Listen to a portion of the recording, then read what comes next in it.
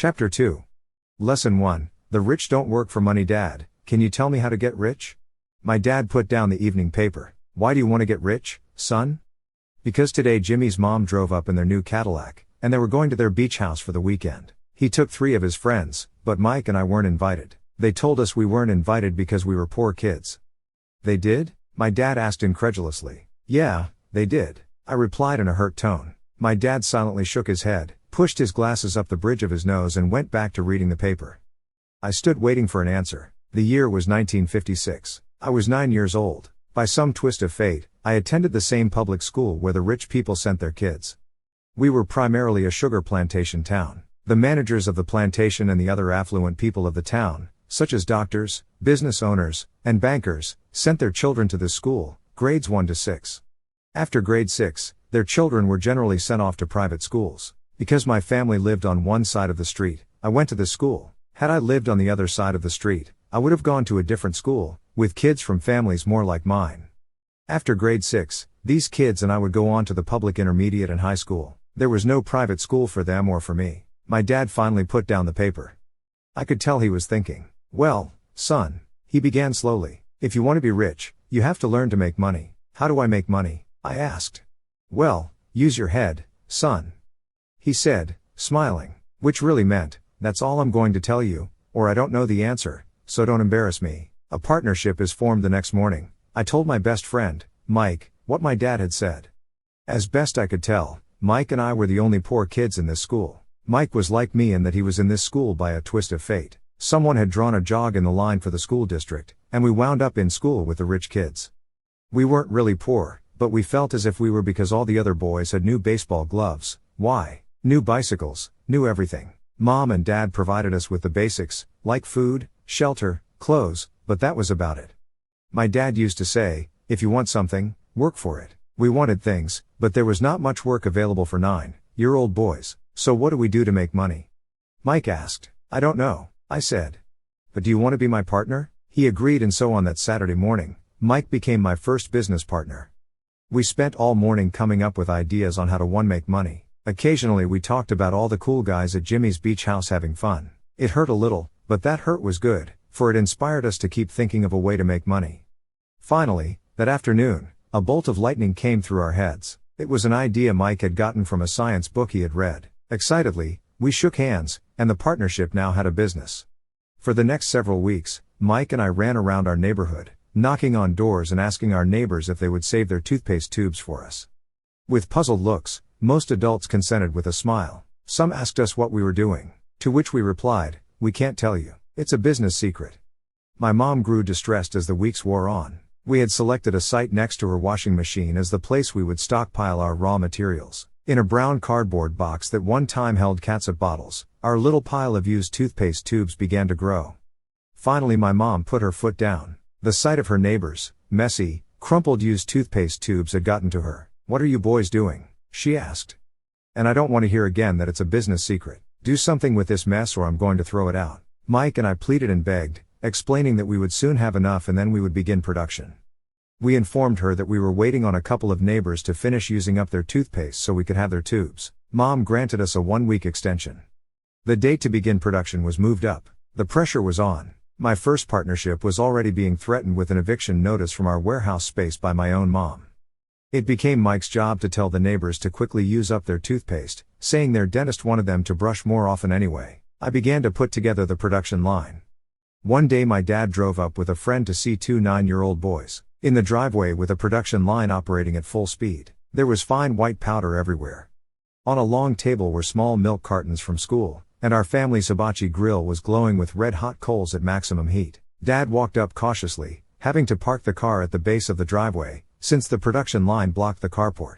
As he and his friend got closer, they saw a steel pot sitting on top of the coals, with the toothpaste tubes being melted down. In those days, toothpaste did not come in plastic tubes. The tubes were made of lead, so once the paint was burned off, the tubes were dropped in the small steel pot, melted until they became liquid, and with my mom's pot holders we were pouring the lead through a small hole in the top of the milk cartons.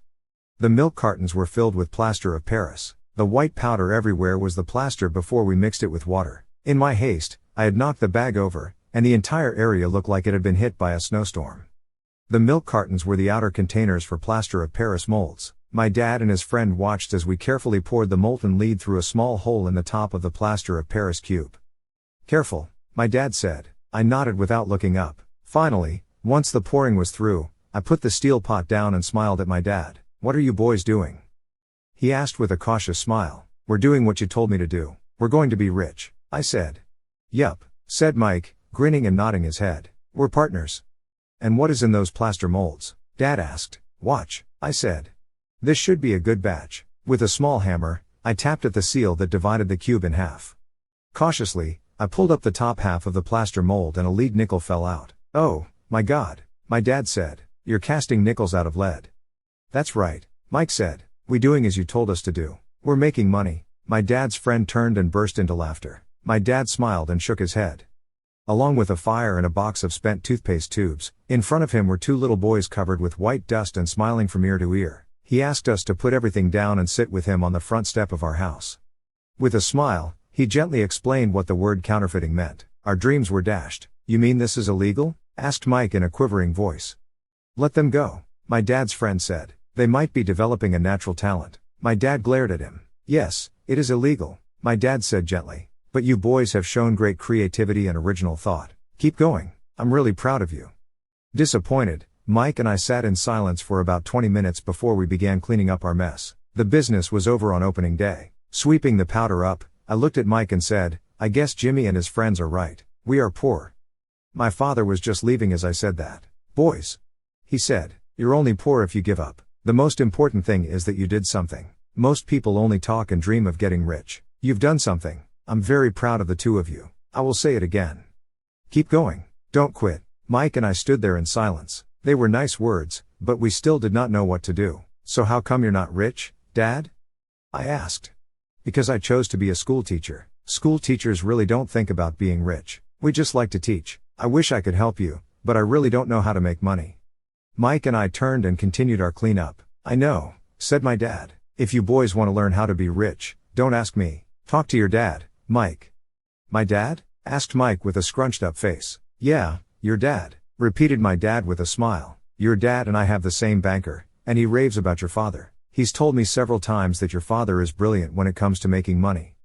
"My dad?" Mike asked again in disbelief. "Then how come we don't have a nice car and a nice house like the rich kids at school?" "A nice car and a nice house does not necessarily mean you're rich or you know how to make money," my dad replied. "Jimmy's dad works for the sugar plantation. He's not much different from me. He works for a company, and I work for the government. The company buys the car for him. The sugar company is in financial trouble, and Jimmy's dad may soon have nothing. Your dad is different, Mike. He seems to be building an empire, and I suspect in a few years he will be a very rich man."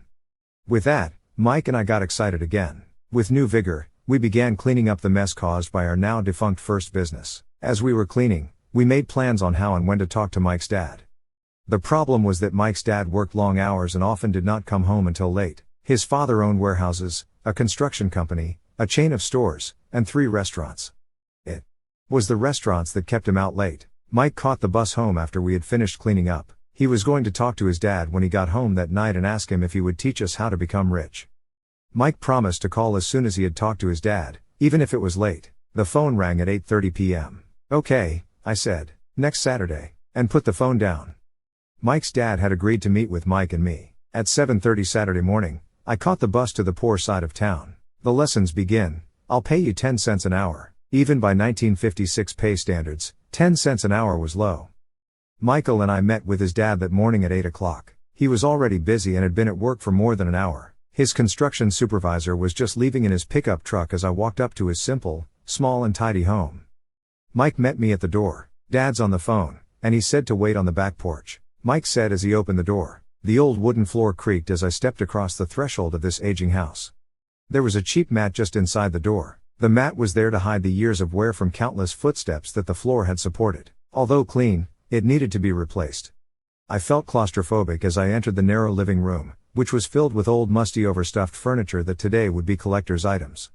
Sitting on the couch were 2 women, a little older than my mom. Across from the women sat a man in workman's clothes. He wore khaki slacks and a khaki shirt, neatly pressed but without starch, and polished work books.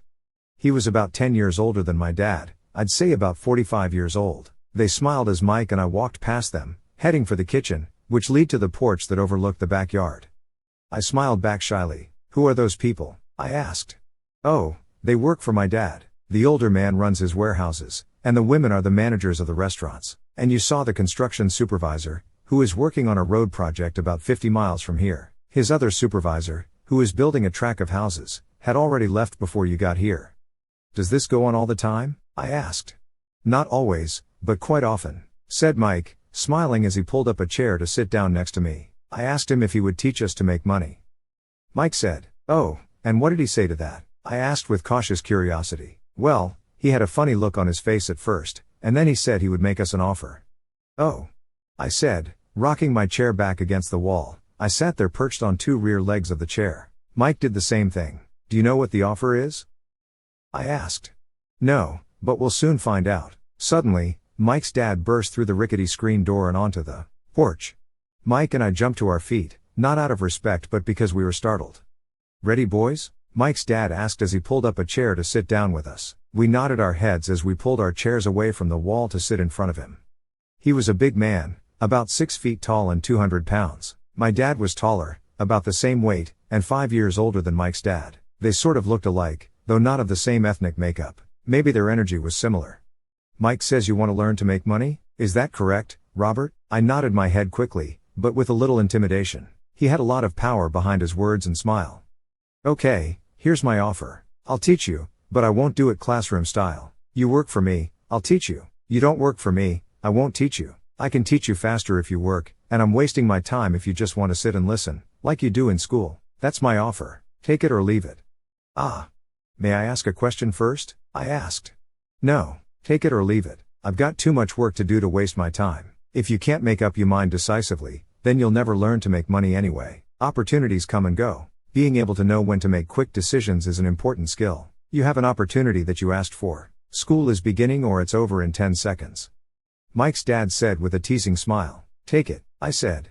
"Take it," said Mike. "Good," said Mike's dad. "Mrs. Martin will be by in 10 minutes. After I'm through with her, you ride with her to my superette and you can begin working. I'll pay you 10 cents an hour and you will work for 3 hours every Saturday." "But I have a softball game today," I said. Mike's dad lowered his voice to a stern tone. "Take it or leave it." "I'll take it," I replied, choosing to work and learn instead of playing softball. 30 cents later. By 9 a.m. on a beautiful Saturday morning, Mike and I were working for Mrs. Martin. She was a kind and patient woman. She always said that Mike and I reminded her of her 2 sons who were grown and gone. Although kind, she believed in hard work and she kept us working. She was a taskmaster. We spent 3 hours taking canned goods off the shelves and, with a feather duster, brushing each can to get the dust off, and then restacking them neatly. It was excruciatingly boring work. Mike's dad, whom I call my rich dad, owned 9 of these little superettes with large parking lots. They were the early version of the 7-Eleven convenience stores.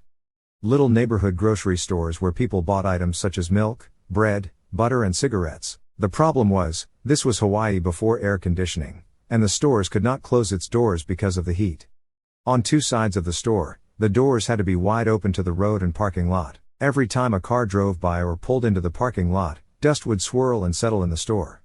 Hence, we had a job for as long as there was no air conditioning. For 3 weeks, Mike and I reported to Mrs. Martin and worked our 3 hours. By noon, our work was over, and she dropped 3 little dimes in each of our hands.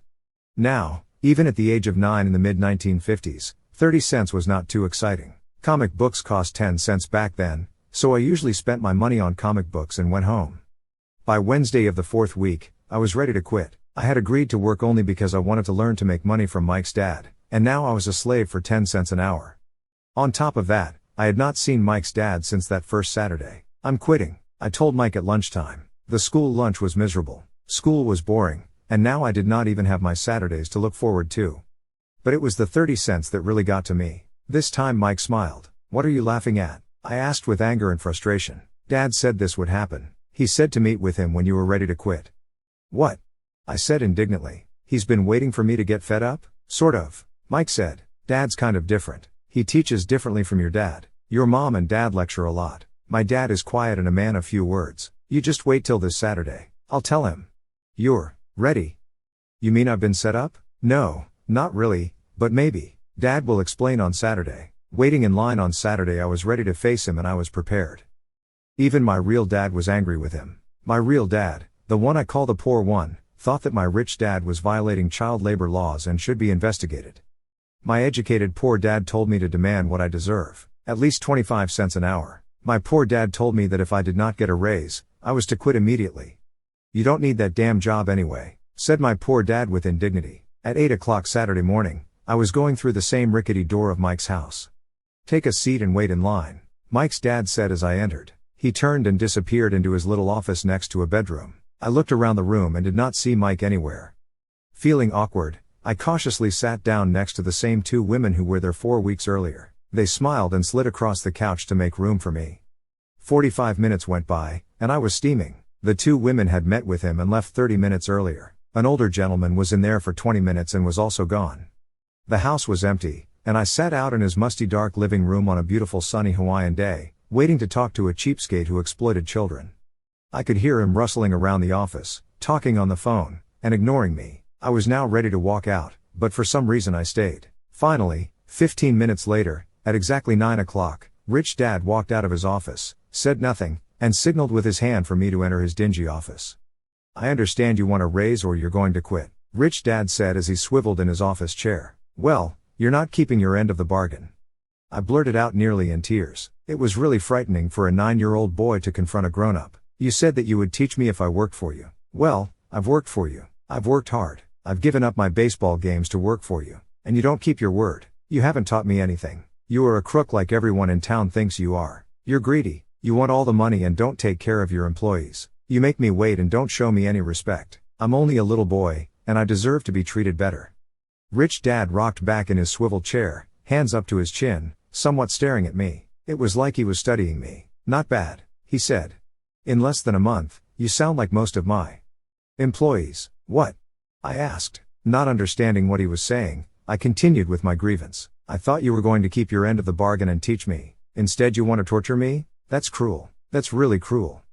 "I am teaching you," Rich Dad said quietly. "What have you taught me?" "Nothing," I said angrily. "You haven't even talked to me once since I agreed to work for peanuts. 10 cents an hour. Ha! I should notify the government about you. We have child labor laws, you know. My dad works for the government, you know." "Wow," said Rich Dad. "Now you sound just like most of the people who used to work for me. People I've either fired or they've quit. So what do you have to say?" I demanded, feeling pretty brave for a little kid. "You lied to me. I've worked for you, and you have not kept your word. You haven't taught me anything." "How do you know that I've not taught you anything?" asked Rich Dad calmly. "Well, you've never talked to me. I've worked for 3 weeks, and you have not taught me anything," I said with a pout. "Does teaching mean talking or a lecture?" Rich Dad asked. "Well, yes," I replied. "That's how they teach you in school," he said smiling. "But that is not how life teaches you, and I would say that life is the best teacher of all. Most of the time, life does not talk to you. It just sort of pushes you around. Each push is life saying, 'Wake up, there's something I want you to learn.'" What is this man talking about? I asked myself silently. Life pushing me around was life talking to me? Now I knew I had to quit my job. I was talking to someone who needed to be locked up. If you learn life's lessons, you will do well. If not, life will just continue to push you around. People do two things. Some just let life push them around. Others get angry and push back. But they push back against their boss, or their job, or their husband or wife. They do not know it's life that's pushing. I had no idea what he was talking about. Life pushes all of us around. Some give up, others fight. A few learn the lesson and move on. They welcome life pushing them around. To these few people, it means they need and want to learn something. They learn and move on. Most quit, and a few like you fight. Rich Dad stood and shut the creaky old wooden window that needed repair. If you learn this lesson, you will grow into a wise, wealthy and happy young man. If you don't, you will spend your life blaming a job, low pay or your boss for your problems. You'll live life hoping for that big break that will solve all your money problems. Rich Dad looked over at me to see if I was still listening. His eyes met mine. We stared at each other, streams of communication going between us through our eyes. Finally, I pulled away once I had absorbed his last message. I knew he was right. I was blaming him, and I did ask to learn. I was fighting. Rich Dad continued. Or if you're the kind of person who has no guts, you just give up every time life pushes you. If you're that kind of person, you'll live all your life playing it safe, doing the right things, saving yourself for some event that never happens. Then, you die a boring old man. You'll have lots of friends who really like you because you were such a nice hard-working guy. You spent a life playing it safe, doing the right things. But the truth is, you let life push you into submission. Deep down you were terrified of taking risks. You really wanted to win, but the fear of losing was greater than the excitement of winning. Deep inside, you and only you will know you didn't go for it. You chose to play it safe. Our eyes met again. For 10 seconds, we looked at each other, only pulling away once the message was received. You've been pushing me around, I asked. Some people might say that. Smiled Rich Dad. I would say that I just gave you a taste of life. What taste of life? I asked, still angry, but now curious, even ready to learn. You boys are the first people that have ever asked me to teach them how to make money. I have more than 150 employees, and not one of them has asked me what I know about money. They ask me for a job and a paycheck, but never to teach them about money. So most will spend the best years of their lives working for money, not really understanding what it is they are working for. I sat there listening intently. So when Mike told me about you wanting to learn how to make money, I decided to design a course that was close to real life. I could talk until I was blue in the face, but you wouldn't hear a thing. So I decided to let life push you around a bit so you could hear me. That's why I only paid you 10 cents. So what is the lesson I learned from working for only 10 cents an hour? I asked. That you're cheap and exploit your workers? Rich Dad rocked back and laughed heartily. Finally, after his laughing stopped, he said, you'd best change your point of view. Stop blaming me, thinking I'm the problem. If you think I'm the problem, then you have to change me. If you realize that you're the problem, then you can change yourself, learn something and grow wiser. Most people want everyone else in the world to change but themselves. Let me tell you, it's easier to change yourself than everyone else. I don't understand, I said. Don't blame me for your problems, Rich Dad said, growing impatient. But you only pay me 10 cents. So what are you learning? Rich Dad asked, smiling. That you're cheap, I said with a sly grin. See, you think I'm the problem, said Rich Dad. But you are. Well, keep that attitude and you learn nothing. Keep the attitude that I'm the problem and what choices do you have? Well, if you don't pay me more or show me more respect and teach me, I'll quit. Well put, Rich Dad said. And that's exactly what most people do. They quit and go looking for another job, better opportunity, and higher pay, actually thinking that a new job or more pay will solve the problem. In most cases, it won't. So what will solve the problem? I asked. Just take this measly 10 cents an hour and smile? Rich Dad smiled. That's what the other people do. Just accept a paycheck knowing that they and their family will struggle financially. But that's all they do, waiting for a raise thinking that more money will solve the problem. Most just accept it, and some take a second job working harder, but again accepting a small paycheck. I sat staring at the floor, beginning to understand the lesson Rich Dad was presenting. I could sense it was a taste of life. Finally, I looked up and repeated the question. So what will solve the problem? This, he said, tapping me gently on the head. This stuff between your ears. It was at that moment that Rich Dad shared the pivotal point of view that separated him from his employees and my poor dad and led him to eventually become one of the richest men in Hawaii while my highly educated, but poor, dad struggled financially all his life. It was a singular point of view that made all the difference over a lifetime. Rich Dad said over and over, this point of view, which I call lesson number 1. The poor and the middle class work for money. The rich have money work for them. On that bright Saturday morning, I was learning a completely different point of view from what I had been taught by my poor dad. At the age of 9, I grew aware that both dads wanted me to learn. Both dads encouraged me to study. But not the same things. My highly educated dad recommended that I do what he did. Son, I want you to study hard, get good grades, so you can find a safe, secure job with a big company, and make sure it has excellent benefits. My rich dad wanted me to learn how money works so I could make it work for me. These lessons I would learn through life with his guidance, not because of a classroom. My rich dad continued my first lesson. I'm glad you got angry about working for 10 cents an hour. If you had not gotten angry and had gladly accepted it, I would have to tell you that I could not teach you. You see, true learning takes energy, passion, a burning desire. Anger is a big part of that formula, for passion is anger and love combined. When it comes to money, most people want to play it safe and feel secure, so passion does not direct them, fear does. So is that why they'll take a job with low par? I asked. Yes, said Rich Dad. Some people say I exploit people because I don't pay as much as the sugar plantation or the government. I say the people exploit themselves. It's their fear, not mine. But don't you feel you should pay them more? I asked. I don't have to. And besides, more money will not solve the problem. Just look at your dad. He makes a lot of money, and he still can't pay his bills. Most people, given more money, only get into more debt. So that's why the 10 cents an hour, I said, smiling. It's a part of the lesson. That's right, smiled Rich Dad. You see, your dad went to school and got an excellent education, so he could get a high-paying job, which he did, but he still has money problems because he never learned anything about money at school. On top of that, he believes in working for money. And you don't? I asked.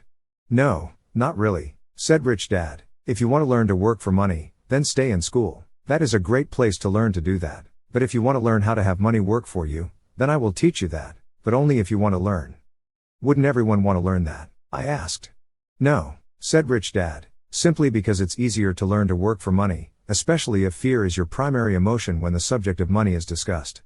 I don't understand, I said with a frown. Don't worry about that for now. Just know that it's fear that keeps most people working at a job. The fear of not paying their bills. The fear of being fired. The fear of not having enough money. The fear of starting over. That's the price of studying to learn a profession or trade, and then working for money. Most people become a slave to money.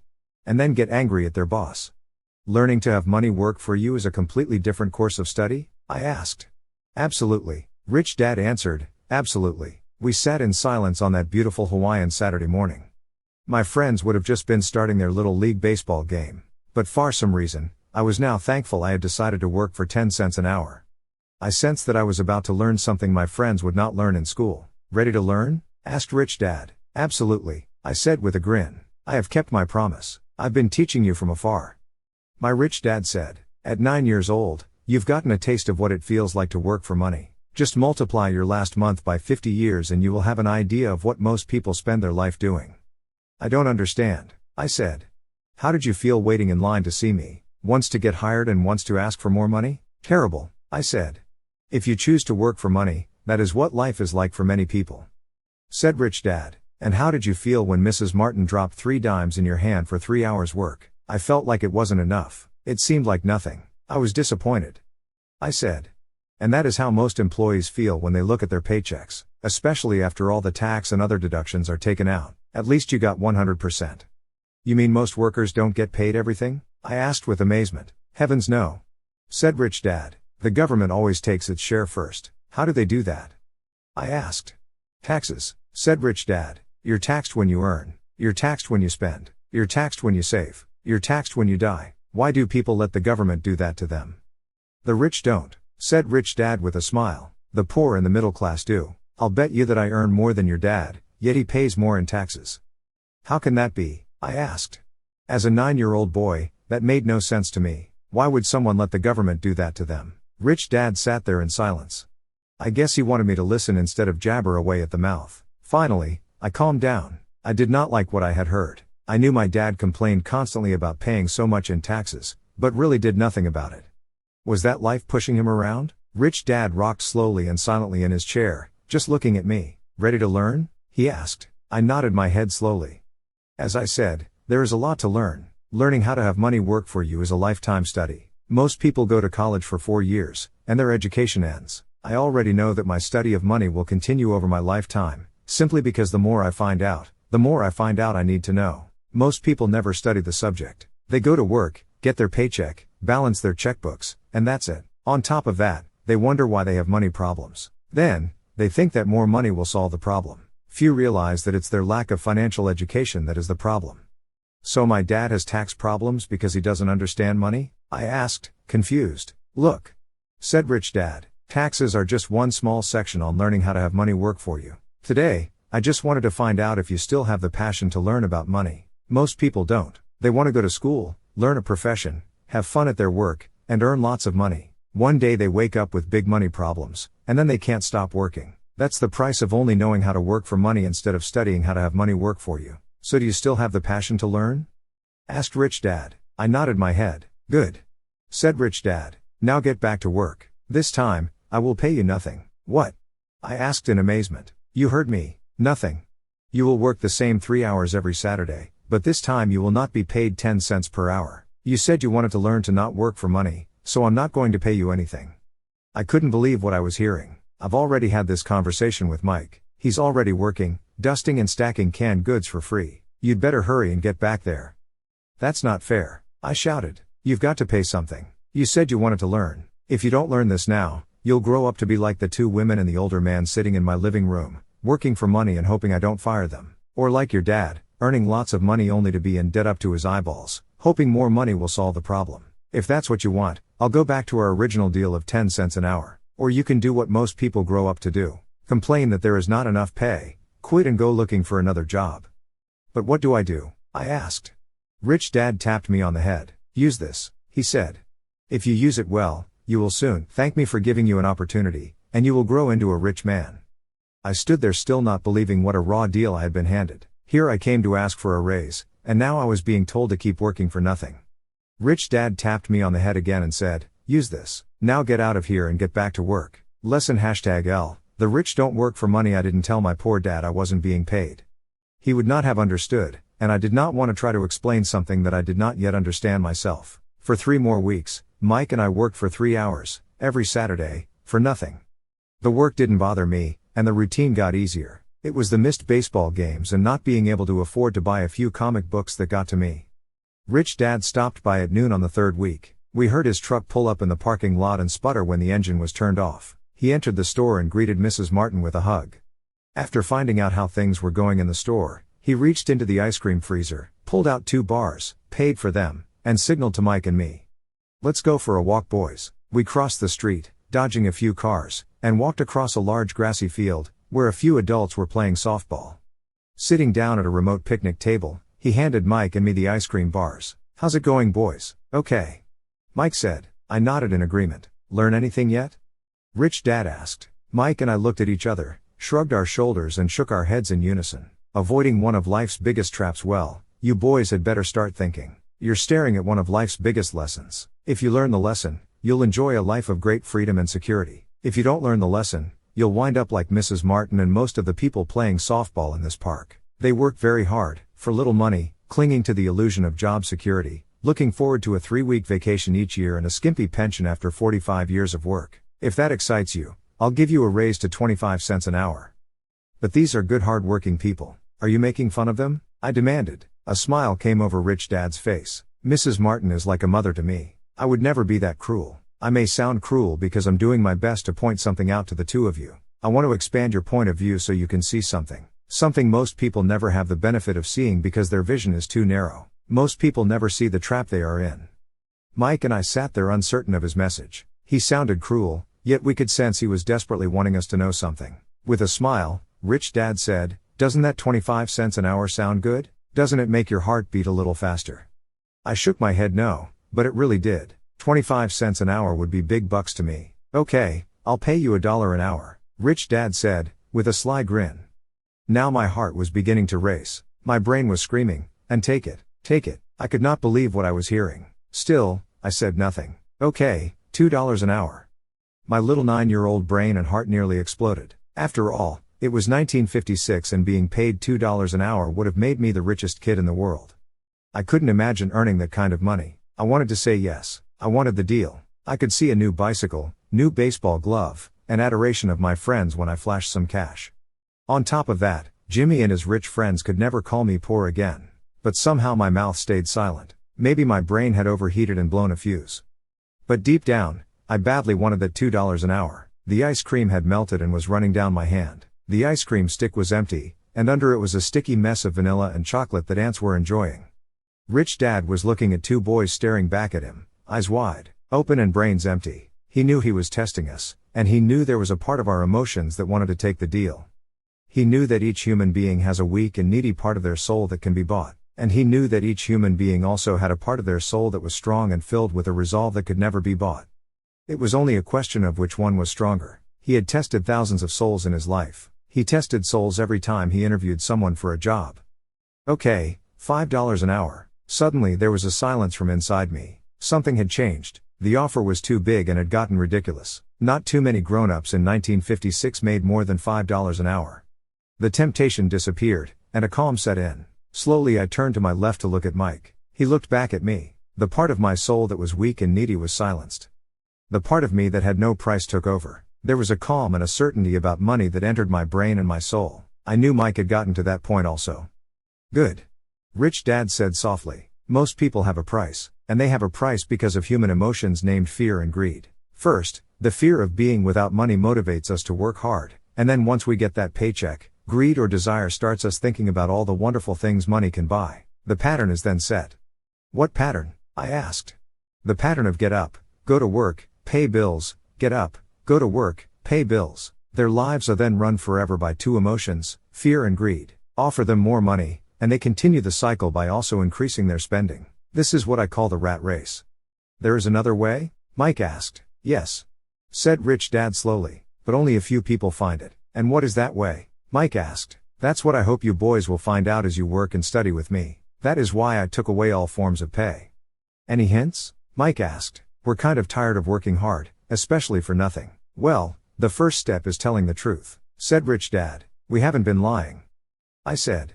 I did not say you were lying. I said to tell the truth. Rich Dad came back. The truth about what? I asked. How you're feeling, Rich Dad said. You don't have to say it to anyone else, just yourself. You mean the people in this park, the people who work for you, Mrs. Martin, they don't do that? I asked. I doubt it, said Rich Dad. Instead, they feel the fear of not having money. Instead of confronting the fear, they react instead of think. They react emotionally instead of using their heads. Rich Dad said, tapping us on our heads. Then, they get a few bucks in their hands, and again the emotion of joy and desire and greed take over, and again they react, instead of think. So their emotions do their thinking. Mike said. That's correct, said Rich Dad. Instead of telling the truth about how they feel, they react to their feeling, fail to think. They feel the fear, they go to work, hoping that money will soothe the fear, but it doesn't. That old fear haunts them, and they go back to work, hoping again that money will calm their fears, and again it doesn't. Fear has them in this trap of working, earning money, working, earning money, hoping the fear will go away. But every day they get up, and that old fear wakes up with them. For millions of people, that old fear keeps them awake all night, causing a night of turmoil and worry. So they get up and go to work, hoping that a paycheck will kill that fear gnawing at their soul. Money is running their lives, and they refuse to tell the truth about that. Money is in control of their emotions and hence their souls. Rich Dad sat quietly, letting his words sink in. Mike and I heard what he said, but really did not understand fully what he was talking about. I just knew that I often wondered why grown-ups hurried off to work. It did not seem like much fun, and they never looked that happy, but something kept them hurrying off to work. Realizing we had absorbed as much as possible of what he was talking about, Rich Dad said, I want you boys to avoid that trap. That is really what I want to teach you. Not just to be rich, because being rich does not solve the problem. It doesn't? I asked, surprised. No, it doesn't. Let me finish the other emotion, which is desire. Some call it greed, but I prefer desire. It is perfectly normal to desire something better, prettier, more fun or exciting. So people also work for money because of desire. They desire money for the joy they think it can buy. But the joy that money brings is often short-lived, and they soon need more money for more joy, more pleasure, more comfort, more security. So they keep working, thinking money will soothe their souls that is troubled by fear and desire. But money cannot do that. Even rich people? Mike asked. Rich people included, said Rich Dad. In fact, the reason many rich people are rich is not because of desire but because of fear. They actually think that money can eliminate that fear of not having money, of being poor, so they amass tons of it only to find out the fear gets worse. They now fear losing it. I have friends who keep working even though they have plenty. I know people who have millions who are more afraid now than when they were poor. They're terrified of losing all their money. The fears that drove them to get rich got worse. That weak and needy part of their soul is actually screaming louder. They don't want to lose the big houses, the cars, the high life that money has bought them. They worry about what their friends would say if they lost all their money. Many are emotionally desperate and neurotic, although they look rich and have more money. So is a poor man happier? I asked. No, I don't think so, replied Rich Dad. The avoidance of money is just as psychotic as being attached to money. As if on cue, the town derelict went past our table, stopping by the large rubbish can and rummaging around in it. The three of us watched him with great interest, when before we probably would have just ignored him. Rich Dad pulled $1 out of his wallet and gestured to the older man. Seeing the money, the derelict came over immediately, took the bill, thanked Rich Dad profusely and hurried off ecstatic with his good fortune.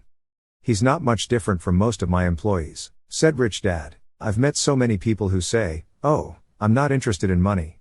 Yet they'll work at a job for 8 hours a day. That's a denial of truth. If they weren't interested in money, then why are they working? That kind of thinking is probably more psychotic than a person who hoards money. As I sat there listening to my Rich Dad, my mind was flashing back to the countless times my own dad said, I'm not interested in money. He said those words often. He also covered himself by always saying, "I work because I love my job." "So what do we do?" I asked. "Not work for money until all traces of fear and greed are gone?" "No, that would be a waste of time," said Rich Dad. "Emotions are what make us human. Make us real." The word emotion stands for energy in motion. Be truthful about your emotions, and use your mind and emotions in your favor, not against yourself. "Whoa," said Mike.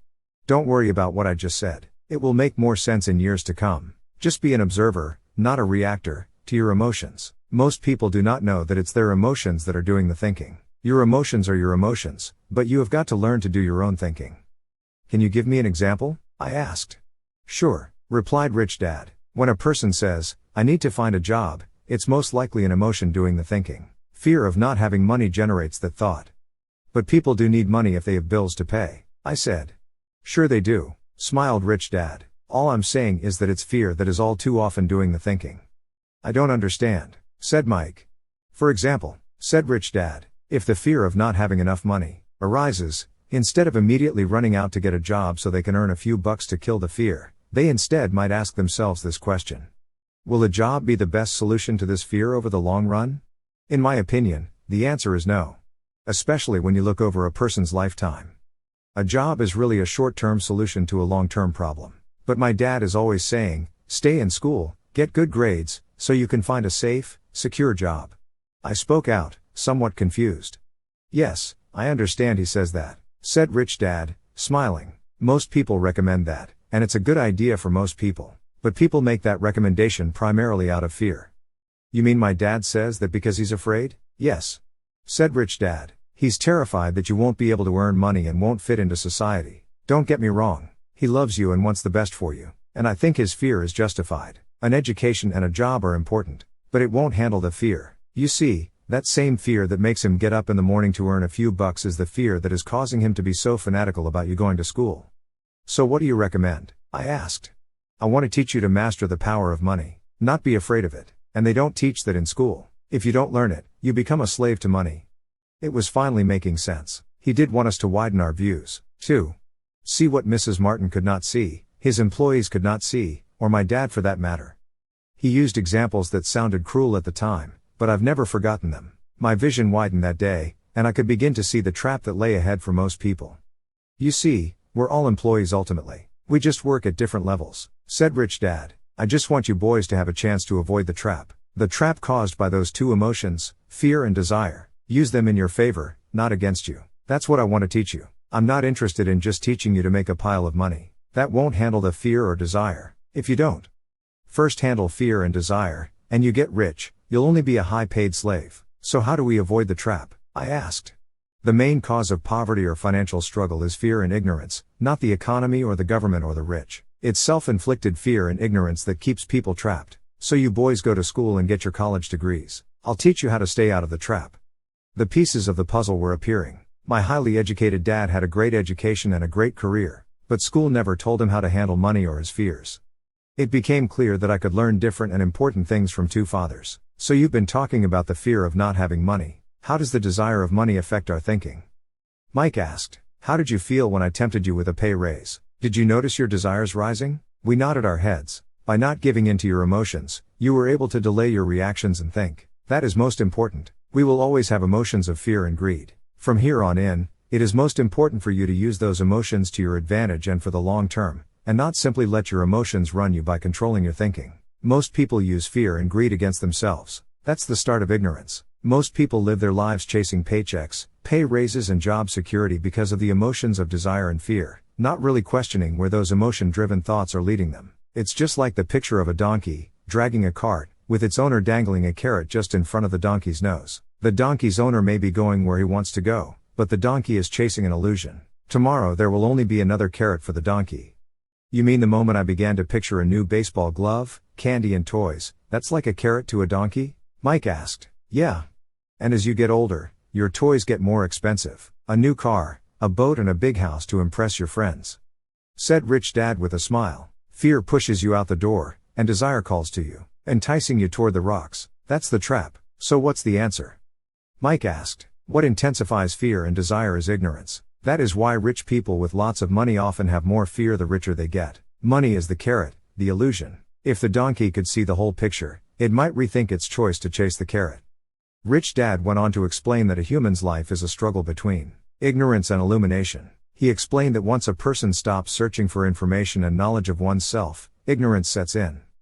That struggle is a moment-to-moment decision to learn to open or close one's mind. Look, school is very, very important. You go to school to learn a skill or profession so as to be a contributing member of society. Every culture needs teachers, doctors, mechanics, artists, cooks, business people, police officers, firefighters, soldiers. Schools train them so our culture can thrive and flourish. Said Rich Dad. Unfortunately, for many people, school is the end, not the beginning. There was a long silence. Rich Dad was smiling. I did not comprehend everything he said that day. But as with most great teachers, whose words continue to teach for years, often long after they're gone, his words are still with me today. I've been a little cruel today. Said Rich Dad. Cruel for a reason. I want you to always remember this talk. I want you to always think of Mrs. Martin. I want you always to think of the donkey. Never forget, because your two emotions, fear and desire, can lead you into life's biggest trap, if you're not aware of them controlling your thinking. To spend your life living in fear, never exploring your dreams, is cruel. To work hard for money, thinking that money will buy you things that will make you happy is also cruel. To wake up in the middle of the night terrified about paying bills is a horrible way to live. To live a life dictated by the size of a paycheck is not really a life. Thinking that a job will make you feel secure is lying to yourself. That's cruel, and that's the trap I want you to avoid, if possible. I've seen how money runs people's lives. Don't let that happen to you. Please don't let money run your life. A softball rolled under our table. Rich Dad picked it up and threw it back. So what does ignorance have to do with greed and fear? I asked. Because it is ignorance about money that causes so much greed and so much fear. Said Rich Dad. Let me give you some examples. A doctor, wanting more money to better provide for his family, raises his fees. By raising his fees, it makes healthcare more expensive for everyone. Now, it hurts the poor people the most, so poor people have worse health than those with money. Because the doctors raise their rates, the attorneys raise their rates. Because the attorneys' rates have gone up, school teachers want a raise, which raises our taxes, and on and on and on. Soon, there will be such a horrifying gap between the rich and the poor that chaos will break out and another great civilization will collapse. Great civilizations collapsed when the gap between the haves and have-nots was too great. America is on the same course, proving once again that history repeats itself, because we do not learn from history. We only memorize historical dates and names, not the lesson. Aren't prices supposed to go up? I asked.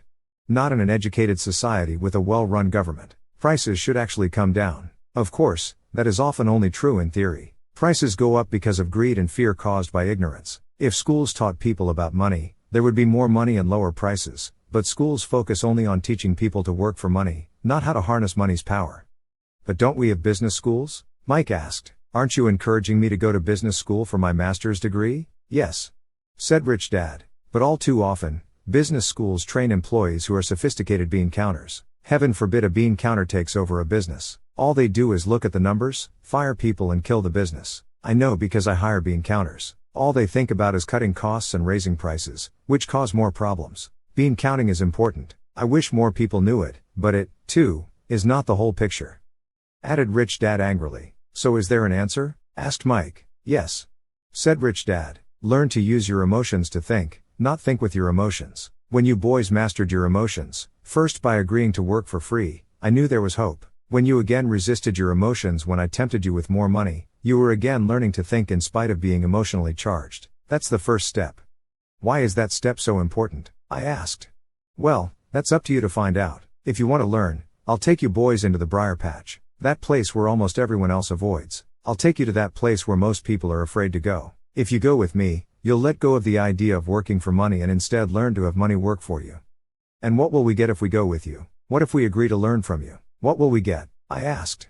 The same thing Briar Rabbit got. Said Rich Dad. Freedom from the tar baby. Is there a briar patch? I asked.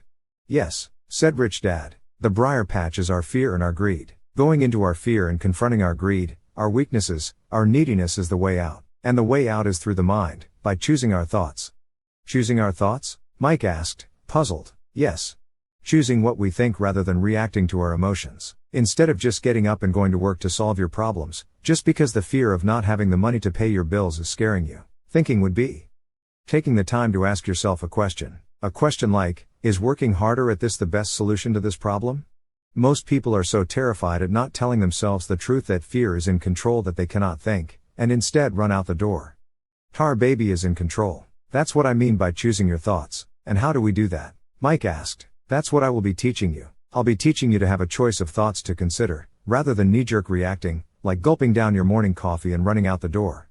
Remember what I said before, a job is only a short-term solution to a long-term problem. Most people have only one problem in mind, and it's short-term. It's the bills at the end of the month, the tar baby. Money now runs their lives. Or should I say the fear and ignorance about money. So they do as their parents did, get up every day and go work for money, not having the time to say, is there another way?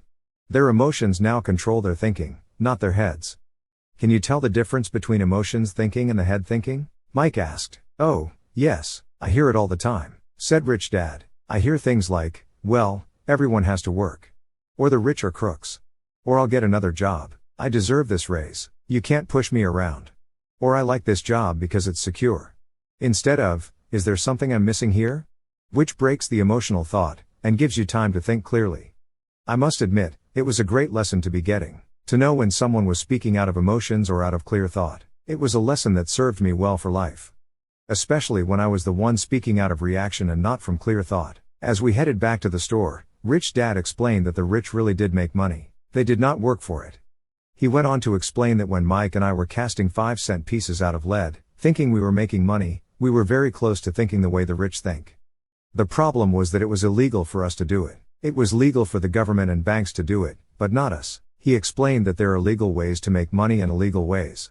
Rich Dad went on to explain that the rich know that money is an illusion, truly like the carrot for the donkey. It's only out of fear and greed that the illusion of money is held together by billions of people thinking that money is real. Money is really made up. It was only because of the illusion of confidence and the ignorance of the masses that the house of cards stood standing. In fact, he said, in many ways the donkey's carrot was more valuable than money. He talked about the gold standard that America was on, and that each dollar bill was actually a silver certificate. What concerned him was the rumor that we would someday go off the gold standard and our dollars would no longer be silver certificates. When that happens, boys, all hell is going to break loose. The poor, the middle class and the ignorant will have their lives ruined simply because they will continue to believe that money is real and that the company they work for, or the government, will look after them. We really did not understand what he was saying that day, but over the years it made more and more sense. Seeing what others miss as he climbed into his pickup truck, outside of his little convenience store, he said, keep working boys, but the sooner you forget about needing a paycheck, the easier your adult life will be. Keep using your brain, work for free, and soon your mind will show you ways of making money far beyond what I could ever pay you. You will see things that other people never see. Opportunities right in front of their noses. Most people never see these opportunities because they're looking for money and security, so that's all they get. The moment you see one opportunity, you will see them for the rest of your life. The moment you do that, I'll teach you something else. Learn this, and you'll avoid one of life's biggest traps. You'll never, ever, touch that tar baby. Mike and I picked up our things from the store and waved goodbye to Mrs. Martin. We went back to the park, to the same picnic bench, and spent several more hours thinking and talking. We spent the next week at school, thinking and talking. For 2 more weeks, we kept thinking, talking, and working for free. At the end of the second Saturday, I was again saying goodbye to Mrs. Martin and looking at the comic book stand with a longing gaze. The hard thing about not even getting 30 cents every Saturday was that I didn't have any money to buy comic books. Suddenly, as Mrs. Martin was saying goodbye to Mike and me, I saw something she was doing that I had never seen her do before. I mean, I had seen her do it, but I never took notice of it. Mrs. Martin was cutting the front page of the comic book in half. She was keeping the top half of the comic book cover and throwing the rest of the comic book into a large brown cardboard box. When I asked her what she did with the comic books, she said, I throw them away. I give the top half of the cover back to the comic book distributor for credit when he brings in the new comics. He's coming in an hour. Mike and I waited for an hour. Soon the distributor arrived and I asked him if we could have the comic books, to which he replied, you can have them if you work for this store and do not resell them. Our partnership was revived. Mike's mom had a spare room in the basement that no one used. We cleaned it out, and began piling hundreds of comic books in that room. Soon our comic book library was open to the public. We hired Mike's younger sister, who loved to study, to be head librarian. She charged each child 10 cents admission to the library, which was open from 2:30 to 4:30 p.m. every day after school. The customers, the children of the neighborhood, could read as many comics as they could in 2 hours. It was a bargain for them since a comic costs 10 cents each, and they could read 5 or 6 in 2 hours. Mike's sister would check the kids as they left, to make sure they weren't borrowing any comic books. She also kept the books, logging in how many kids showed up each day, who they were, and any comments they might have. Mike and I averaged $9.50 per week over a 3-month period. We paid his sister $1 a week and allowed her to read the comics for free, which she rarely did since she was always studying. Mike and F kept our agreement by working in the store every Saturday and collecting all the comic books from the different stores. We kept our agreement to the distributor by not selling any comic books. We burned them once they got too tattered. We tried opening a branch office, but we could never quite find someone as dedicated as Mike's sister we could trust. At an early age, we found out how hard it was to find good staff. 3 months after the library first opened, a fight broke out in the room. Some bullies from another neighborhood pushed their way in and started it. Mike's dad suggested we shut down the business, so our comic book business shut down, and we stopped working on Saturdays at the convenience store. Anyway, Rich Dad was excited because he had new things he wanted to teach us. He was happy because we had learned our first lesson so well. We had learned to have money work for us. By not getting paid for our work at the store, we were forced to use our imaginations to identify an opportunity to make money. By starting our own business, the comic book library, we were in control of our own finances, not dependent on an employer. The best part was that our business generated money for us, even when we weren't physically there. Our money worked for us. Instead of paying us money, Rich Dad had given us so much more.